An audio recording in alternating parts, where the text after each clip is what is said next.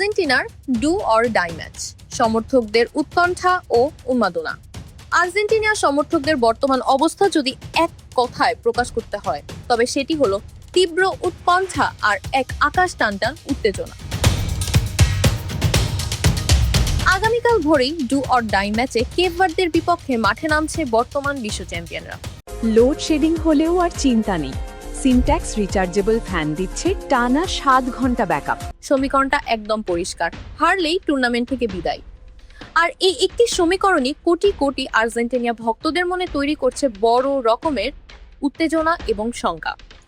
একদিকে defending champion হিসেবে শিরোপা হাতে ধরে রাখার চাপ, অন্যদিকে নকআউট পর্বের আকস্মিক বিদায়ের ভয়।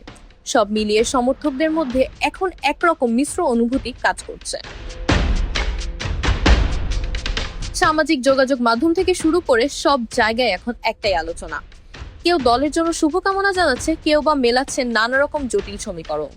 আর আমাদের দেশের আর্জেন্টিনার সমর্থকদের উন্মাদনা তো বরাবরই পুরো ফুটবল বিশ্বে নজর কাড়ে। ভোর 4টায় অ্যালার্ম দিয়ে টেলিভিশনের সামনে বসে থাকবেন লাখো লাখো ভক্ত। সবার একটাই চাওয়া, মাঠে যেন লিওনেল মেসি ও তার দল নিজেদের চেনা ছন্দ ফিরিয়ে আনে, আর হৃদয় ভাঙার মতো কোনো অঘটন যেন এবার না ঘটে। তো যারা আর্জেন্টিনার একনিষ্ঠ সমর্থক আছেন, সত্যি করে বলুন তো, আজকের রাতটি আপনাদের জন্য কতটা উদ্বেগের? ভেতরে কি এক ধরনের সংশয় কাজ করছে, নাকি দলের উপর এখনো আপনার শতভাগ আস্থা আছে? ম্যাচ নিয়ে আপনাদের প্রেডিকটেশন কিন্তু আমি জানতে চাচ্ছি।